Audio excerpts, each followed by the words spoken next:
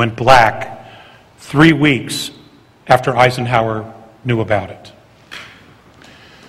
So he didn't even know where it was. And this has been confirmed by one of his chief of staff, a brigadier general. It's Langdon, I believe it is. Langdon. So he shared all this with John Kennedy.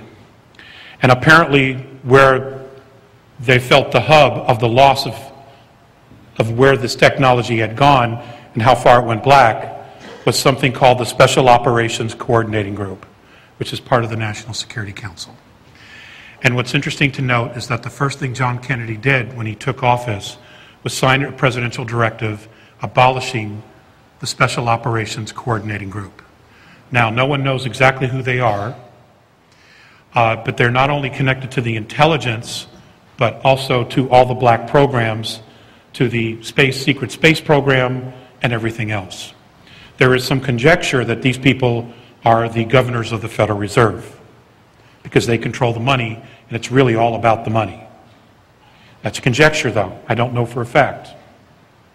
But what's interesting to note is that they had connections everywhere to everything because all the intelligence from above would come to them, and then they would decide which information the president was supposed to get. Again, those layers of security clearances. What's interesting to note is after the assassination, the very first thing Johnson did when he got back into the White House was recreate the Special Operations Coordinating Group, now known as Special Group, in the National Security Council. That's my take on it. And that's awesome. But that time during the 60s, of course, there's like 4 more. Are they all like just kind of series of random events, or are they all different, like, King and Bobby and, are they just all random occurrences of lone nuts like, James Earl Ray and all those guys in Surrey, or are they just a part of that whole thing?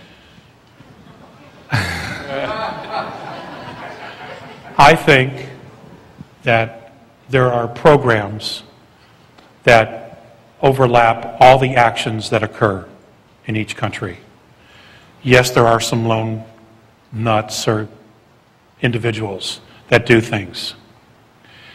But there's also at the same time an overwhelming amount of evidence that many people have been brainwashed and created to be hitters, to go wet and take out people. So I don't know. But again, let's go back to Operation Paperclip. A lot of the brainwashing and mind control technology that the Germans had been given was brought over here. And they just continued operating here under different names with new passports. So it's a very big, and I don't know all the components, it's a very big question, but on the surface, does it look like it was done on purpose? I mean, look at the individuals, who they were. They were making change. They were creating an awareness. They were behind a very powerful, or the focal point of a very powerful movement for change, to make things happen, for the betterment of everybody. Okay? And that's, again, that is the pyramidal power structure. You lop off the head, loss of knowledge, it flounders. Somebody can come in, take control, and move it the other way. Then it doesn't exist. So, okay? Hello, sir. Thank you for being here. You're welcome.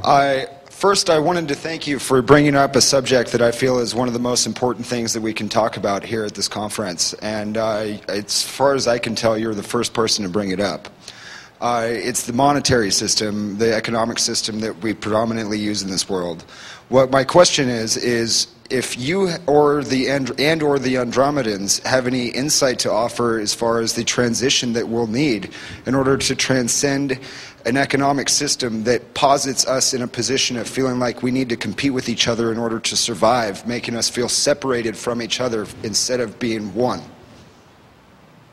That's a great question. And let me ask you this back. What are your thoughts on it first? Obviously, you can tell how I worded my question. This is about, mentoring is about self-empowerment. That's right. Okay? What are your ideas on it first? You know, it's great to ask somebody for their advice when you don't have a clue what you want to do, okay? But that can wrongly, or to your betterment, influence you. But it's better for you to have some idea about where you stand and why you stand on a particular position or a reason to make a change than to have somebody tell you why. And that's what they want. They want us to come halfway. I very much agree with that point, as a matter of fact, and I do have a lot of my own opinions regarding how we can do it. I just felt that it was an important subject to bring back up, and I feel that personally it goes back to something that you said regarding the creation of something that doesn't already exist on the world and never has before. And I feel that that's what we need in the form of human interaction. We can do this. I mean, as souls, when we're not here on Earth, we've been in other civilizations that don't have a monetary system. We have this knowledge within us. We do know. We just don't have access to it at the moment. But we do know. All of us. Okay. Thank you very much for being here. I'm very inspired by it's an honor your message. For me. Thank you, and for us too. My question to you is, you spoke earlier about the whole thing of the domain of knowing and, you know, the intention that we have together, and how, you know, at one point there was not this whole human rights. So how can we come together as a group collectively in creating an intention for the world that we want to see? How can we, you know, all of us are asking, what can we do? What can we all do to collectively share our intentions of the world that we want to see, the world that we want to create? They have their intention, but perhaps we need to collectively have ours and align together about the world we envision. And I'm wondering if you have any advice or counsel or mentorship about how we can unite in that way and gather our intentions to create the world we know to be true in our hearts, we know is possible for us to live in, that we remember. Well, that's the first step. Just talking with your friends, people of like mind, okay, just creating that vortex of knowledge, of harmonic, of frequency. And as you begin to talk more and more about it, your group grows. I'll give you an example. The best example that comes to mind is in Colorado. There were a group of women who were the wives of soldiers over in Iraq. And what they did was they formed something called the Kitchen Militia, okay, where they would all get together, not only share recipes and about rearing children, yada, yada, yada, and sharing information and letters about their spouses overseas, but they would also start talking about different ideas. And some incredible ideas came out of the Kitchen Militia, and several of them even started companies of ideas that came out, and now they're employing many of the people within the Kitchen Militia. So it's very simple steps. And again, it individually, this doesn't necessarily, I mean, this has to be a grassroots. And all it takes is a focus, a turn of our focus away from the drama and the crap that they want us to focus on the news and CNN, etc., and start thinking about, what is it that I want? What information do I want to know? What do I want to hear? Okay, what information do I want to hear on the news? What kind of neighborhood do I want to live in? Okay, what do I want to talk to my friends about? What's really important to me? And ladies and gentlemen, back in 1993, I was telling everybody to throw their televisions away. I really was. You know, I told you so. Okay? Thanks. I mean, we have one, and we just watch movies, and we choose which movies we want. I do have rabbit ears so that I can watch the election to find out who's going to screw us for the next 4 years. Okay? And that's roughly it. And the Super Bowl. But now I can get that online, so now I don't even have to plug in the rabbit ears. So, you know,